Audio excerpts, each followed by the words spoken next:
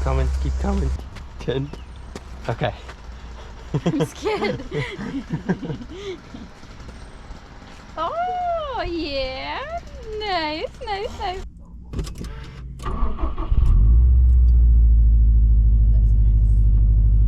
I like that.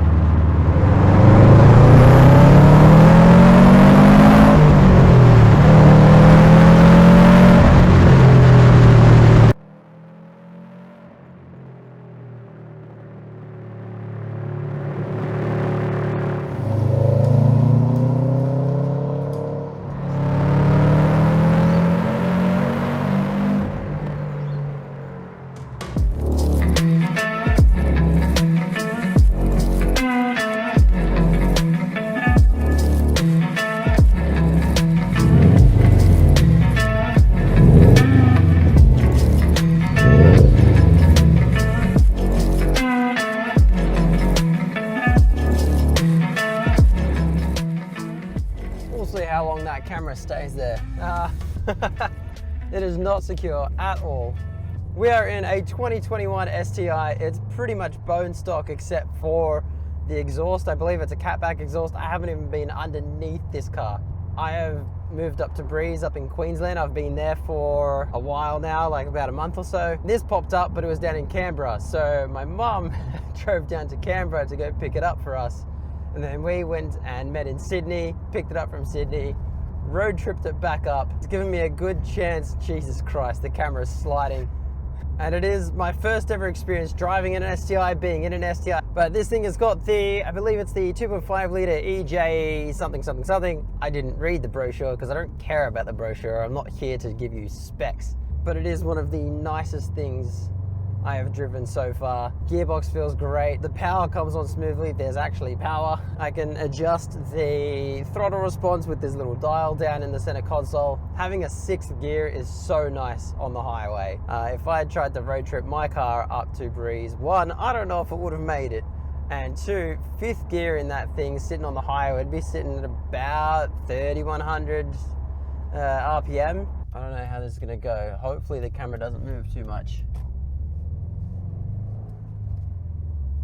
I'm just gonna hold it just in case. Change.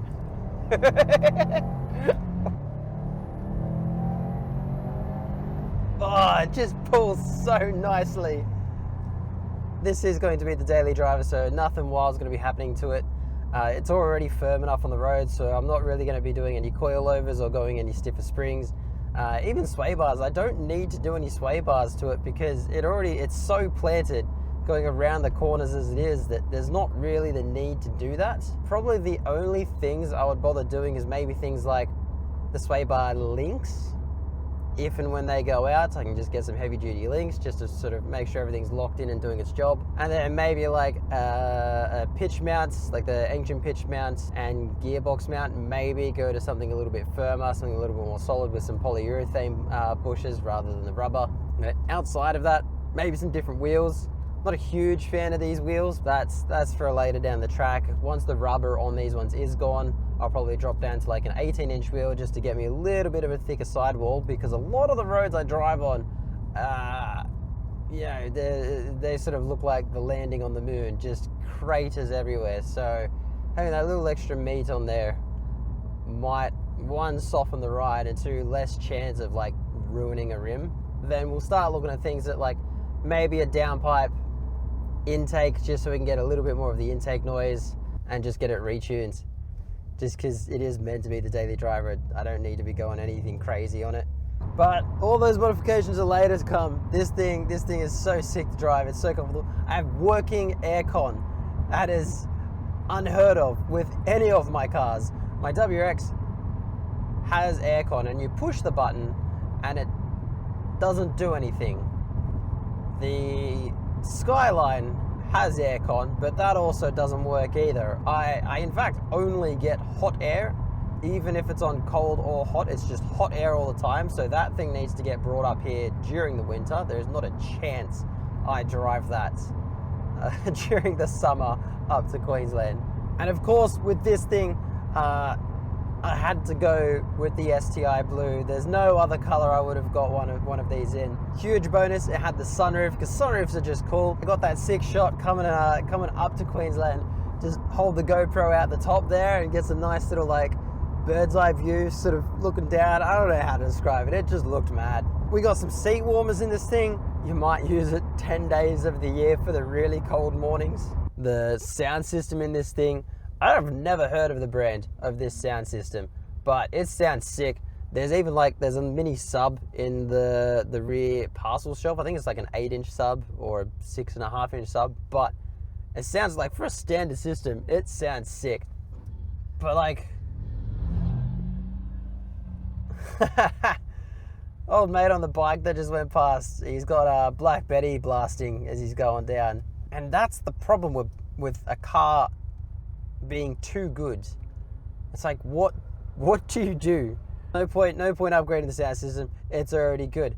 No point doing any handling upgrades because it's already good.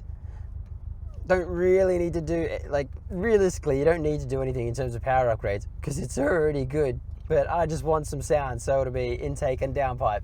So if anyone has any ideas on what to do, because I don't. My only thing that I'm not a huge fan of, oh, actually two things. So I've got the USB port sort of at the front there, but there's not really a suitable place to sort of put a phone, because then if I've got Android Auto running, it gives me like maps and stuff on the display, like on the head unit display. But then there's sort of like my phone and cable and everything that's sort of making a mess in that center console. So it would have been nice if there was a USB port in the like the center console port.